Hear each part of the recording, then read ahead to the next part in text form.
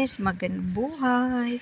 Ito po yung video namin, yung galing po kami sa Tanay, sa lola ng asawa ko. Ayan po guys, yung paligid ng ano nila, ng bahay nila. Ayan.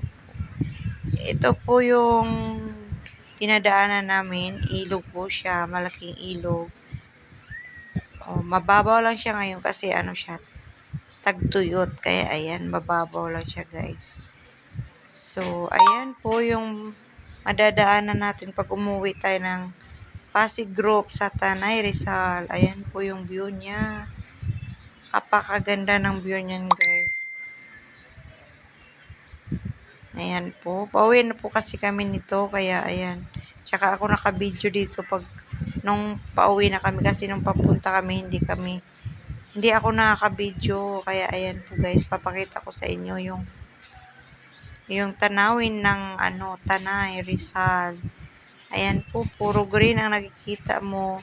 Napakasarap ng pamumuhay ng mga tao dito. Simple lang, tahimik, at saka walang pollution, katulad sa syudad. Diba? Ayan o. Puro green, puro mga puno ang makikita mo. Ayan. Napakasarap mamuhay dito, guys. Alam mo kung papipiliin ako sa syudad saka probinsya, mas gusto ko pang tumira sa ganitong pamumuhay, yung sa probinsya. Kasi ako sanay naman ako sa probinsya, guys, eh. Kaso nga lang, hindi pwede kasi yung trabaho ng asawa ko, tapos yung pag-aaral ng mga bata, diba? Ayan o, ang ganda o. Napakaganda ng tanawin. Tsaka walang signal dito, guys. Diba? Hindi ka magbababad ng mga cellphone dito, mga bata dito, hindi ba makitaan na nagbababad sa cellphone. Kasi walang signal dito. Kailangan mo pang magbayad ng yung tinatawag nilang magbili ng parang card para magkaroon ka pa ng signal. Diba? Tahimik.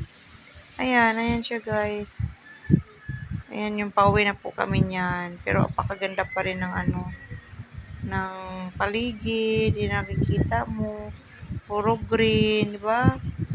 Ito po yung bandang baryo nila. Dito na kami sa baryo, ayan.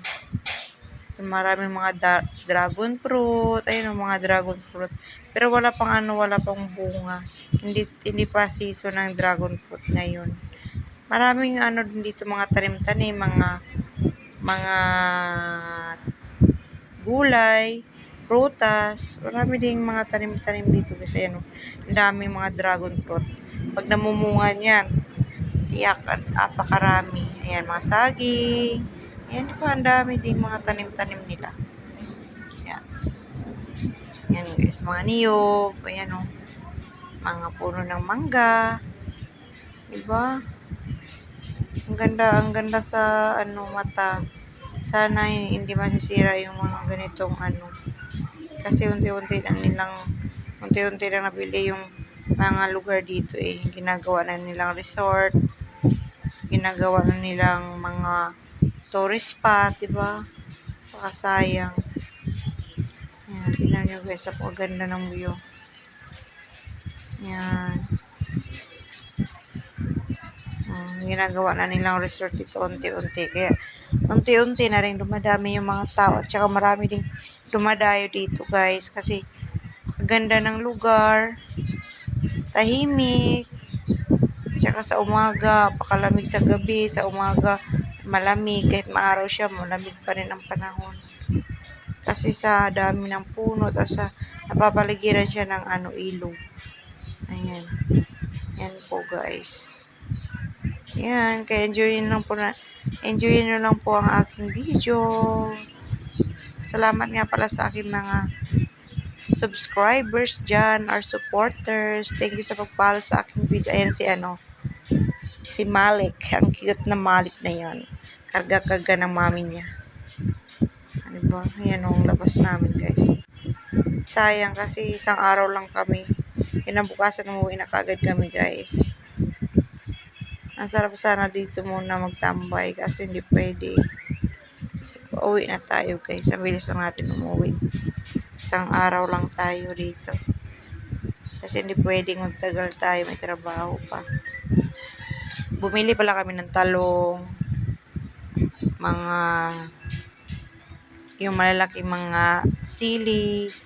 Bell pepper pala. Bell pepper. Mais. At saka bumili din kami mga saging. Yan guys. Yan. Yung si nanay. Si Sak nasa likod oh. Naka-ano pa yung kamay niya sa bibig niya. Ayan. Fiesta pala dito sa barrio nila guys. Ayan.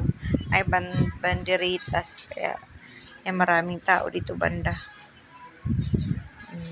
Daming tao dito guys. Kasi fiesta dito eh. Ayan o. Daming talagang turista guys. Daming mga tao dito dumadayo. Kahit sabihin mo na malaya dito. Pero apakadaming tao dito guys. Hindi maubusan ng tao. Doon nga sa bahay ng lola. Hindi sila nauubusan ng tao. Akala mo araw-araw fiesta doon sa bahay nila eh.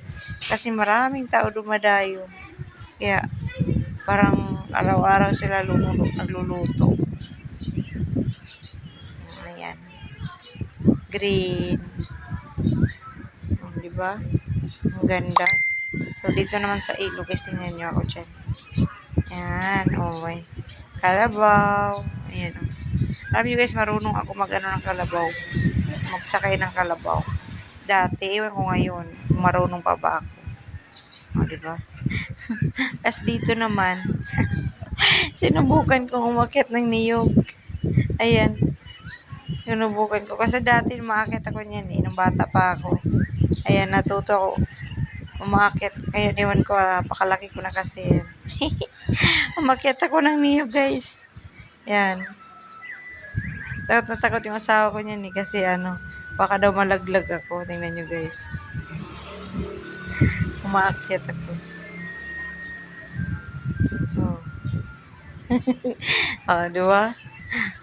Hilahi ata itong unggoy. Umakyat ako pero hanggang gitna lang.